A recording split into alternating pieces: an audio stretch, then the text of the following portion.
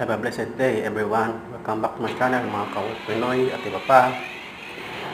Ngayong araw ay magsasagawa tayo ng run test ng generator dito sa aking facility.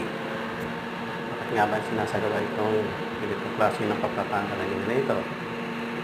Sinasagawa ito para makita ang kondisyon ng generator.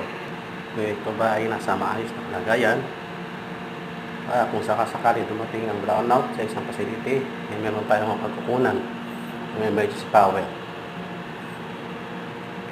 Tinitingnan din natin dito para makita natin yung mga parameters kung ito ba ay nasa tamang range.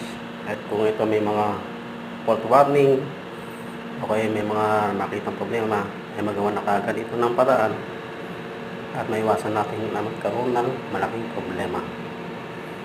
Hanggang dito na lamang.